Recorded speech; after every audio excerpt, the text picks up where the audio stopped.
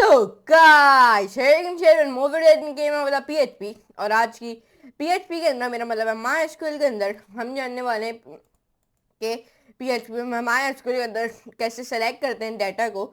तो जी हाँ, यही हम आज की वीडियो में जानने वाले हैं। तो इस वीडियो को प्लीज लाइक कर देगा, मेरे दोस्तों फैमिली का वीडियो को शेयर कर देगा, और जिन्होंने अभी तक मेरे चैनल को सब्सक्राइब नहीं किया तो सब्सक्राइब कर देगा, नोटिफिकेशन बेल कॉल पे करना मत भूलेगा ताकि मेरी जो आने वाली वीडियोस हैं उनको आप मिस नहीं कर पाओगे। तो चलते हैं कंप्यूटर स्क्रीन में, let's do a coding with loving. So guys, more running game of the PHP, और पीएचपी के अंदर माइस्क्यूएल के अंदर हम देखने वाले हैं कैसे सेलेक्ट करते हैं डाटा को। जिनको नहीं पता तो उनके लिए, जानकारी के लिए उनको पूरी वीडियो देखनी पड़ेगी ताकि उनका कॉन्सेप्ट पूरा क्लियर हो जाए इसके बारे में। तो चलिए स्टार्ट करते हैं। सिलेक्ट करते हैं डाटा को वो माई एसक्यूएल डाटाबेस से। जो सेलेक्ट स्टेटमेंट है हमारा, ये यूज़ होता है सिलेक्ट करने के लिए डाटा, वो भी फ्रॉम वन या फिर वन से ज़्यादा मोर टेबल्स से, जैसे कि आप यहाँ पे देख सकते हो। और हम यूज़ कर सकते हैं स्टार कैरेक्टर सेलेक्ट करने के लिए सारे कॉलम्स, वो भी टेबल से, जैसे कि आप यहाँ पे देख सकते हो select star from table name. अगर हमने लर्न मोर अबाउट करना है एसक्यूएल के बारे में, आपने प्लीज़ विजिट करना होगा हमारा एसक्यूएल ट्यूटोरियल। अगर आप चाहते हो कि आपको एसक्यूएल के ऊपर एक पूरा कोर्स चाहिए तो मुझे आप डिस्क्रिप्शन मेरे कमेंट सेक्शन में बताएंगा, मैं ज़रूर आपके लिए इसी हफ्ते, अगर आप बोलते हो कमेंट पे, तो मैं इसी हफ्ते आपके लिए ज़रूर एसक्यूएल का पूरा कोर्स बना के डालूंगा। अगर आप कमेंट सेक्शन में बोलते हो कि एसक्यूएल का ट्यूटोरियल डालूँ। सेलेक्ट डाटा, कैसे हम सेलेक्ट कर सकते हैं डाटा को विद माई एसक्यूएल के साथ। माई एसक्यूएल जो फॉलोइंग एग्जाम्पल है वो सिलेक्ट कर रही है आईडी, फर्स्ट नेम और लास्ट नेम कॉलम्स। ये देखें, अब ये इनका मकसद क्या है, देखें ये क्या करती हैं। ये हम लोग जब अपनी ज़्यादा से ज़्यादा अच्छे से हम लोग अपनी जब आईडी, फर्स्ट नेम और लास्ट नेम का कॉलम से अच्छे से हम रखेंगे तो ये इतने अच्छे से हमारे डेटाबेस में स्टोर होंगी। किस में स्टोर होंगी? डेटाबेस में।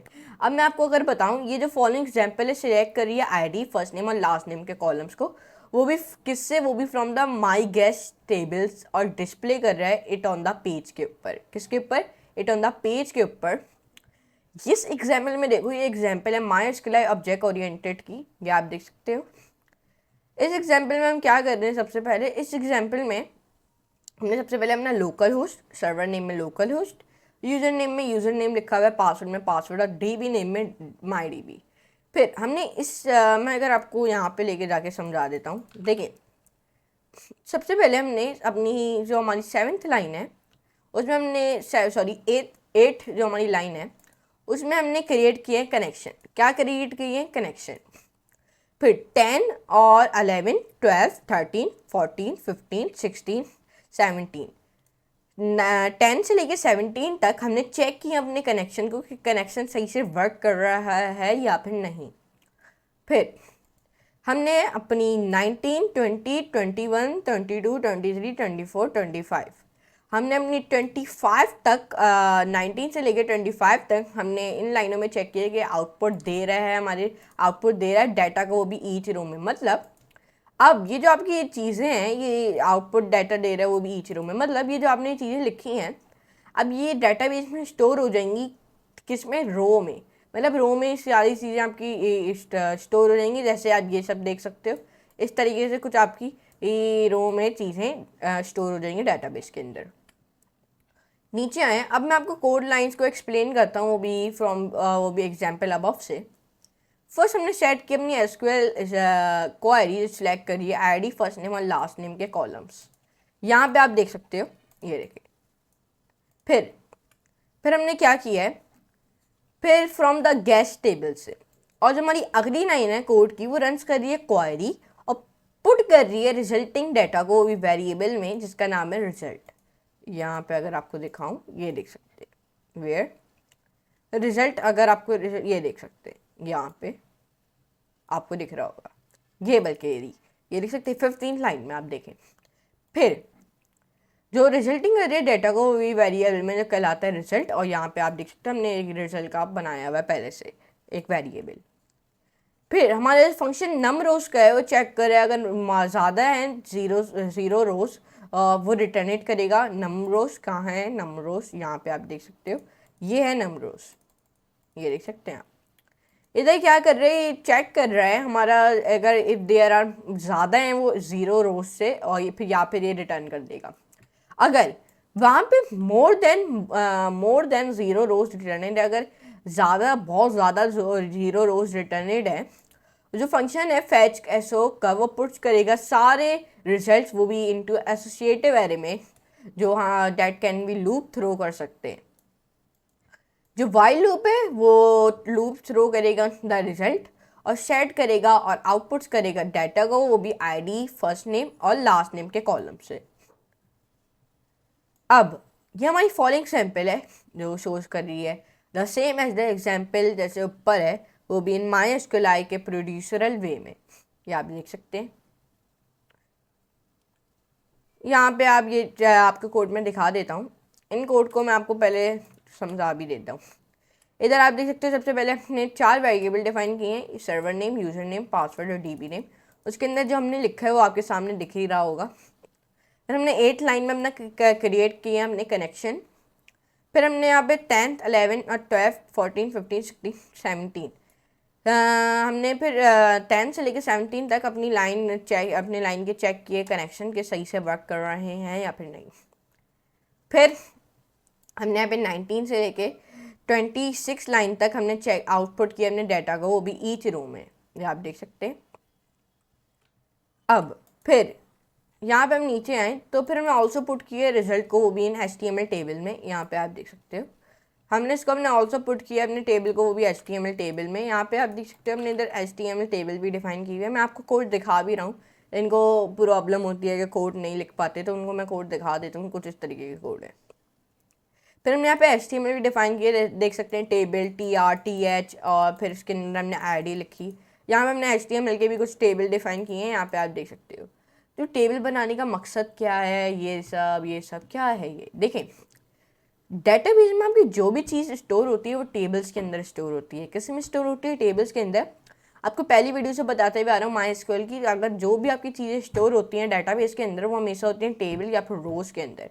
टेबल कुछ इस तरीके की, जैसे कि अगर आप ले लो, नोटपैड पे जाता हूँ, टेबल अगर आपने बनाई यहाँ पे पहले आपने लिखा फर्स्ट नेम, मेन टॉपिक ये है। मैं आपको एक टेबल की एग्जांपल दे रहा हूँ, first name, last name, email, password और फिर यहाँ पे लिखा एज। तो कुछ इस तरीके से आपकी जो टेबल्स हैं वो स्टोर होती हैं, सॉरी इस तरीके से आपकी जो टेबल हैं वो बनती हैं, आप ये देख सकते हैं। अब फिर आप यहाँ पे अपना फर्स्ट नेम लिख दोगे, मतलब आप अगर आपको कोई वेबसाइट है तो आप वैसे भी कुछ लिख सकते हो। फिर लास्ट नेम आप यहाँ पे लिख दोगे, फिर आप यहाँ पे ईमेल लिख दोगे कुछ भी, और पासवर्ड पे लिख दोगे, फिर एज लिख दोगे, कुछ इस तरीके से आप कर सकते हो। और फिर ये चीज़ें स्टोर होती रहेंगी डाटाबेस के अंदर, टेबल वाइज के अंदर, मतलब जो अपनी साइन इन करता रहेगा वो यहाँ पे आता रहेगा। ये देख सकते हैं यहाँ पे माइकल आ जाएगा, फिर यहाँ पे मतलब जो अपनी वेबसाइट में लॉगिन करता रहेगा, मतलब जैसे कि आप ले लो कोई वेबसाइट है, मेरी वेबसाइट है कोड विद रेहान, उसके अंदर जो भी लॉगिन करेगा ना अपना, उसको अपना पहला नाम देना होगा, लास्ट नेम देना होगा, ईमेल देनी होगी, ईमेल का पासवर्ड देना होगा, तो वो सब आपके फिर डेटाबेस में स्टोर हो जाएगा। फिर अगली बार जब आप लॉगिन करोगे तो आपको वापस से ये देना नहीं पड़ेगा, बस आपको अपनी ईमेल डालनी होगी और पासवर्ड डालना होगा, फिर अपनी ईमेल को सिलेक्ट करना होगा, वो ऑटोमेटिकली ऑन हो जाएगा क्योंकि वो आपकी डेटाबेस में स्टोर होगा। इसलिए वो इस तरीके से सिलेक्ट करते हैं डाटा को विद PDO और प्लस प्रिपेयर स्टेटमेंट के साथ। जो फॉलोइंग एग्जाम्पल है वो यूजर्स कर रही है प्रिपेयर्ड स्टेटमेंट, ये सिलेक्ट कर रही है ID, पहला नेम, आखिरी नेम, कॉलम को भी माई गेस्ट टेबल से, और डिस्प्ले कर रही है इट इन एन टेबल के अंदर। यहाँ पे आप देख सकते हैं।